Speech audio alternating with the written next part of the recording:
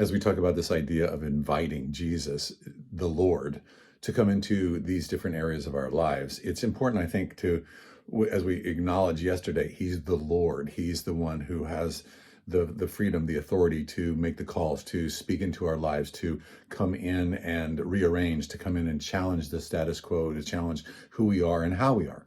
But it's also important, I think, to understand and to remember that the one that we're inviting in is the one who walks on the water.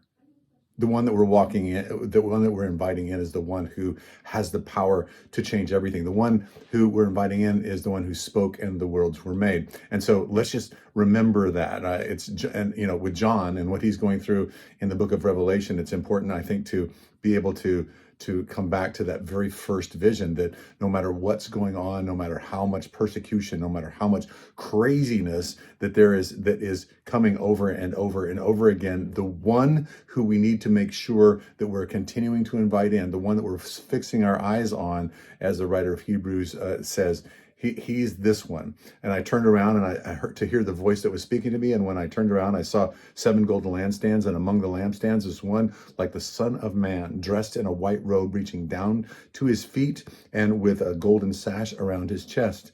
The hair on his head was white like wool, as white as snow. His eyes were like a blazing fire. His feet were like bronze glowing in a furnace, and his voice was like the sound of many waters. In his right hand he held 7 stars, and coming out of his mouth was a sharp double-edged sword. His face was like the sun shining in all of its brilliance. And John says, when I saw him, I fell down at his feet as though a dead man.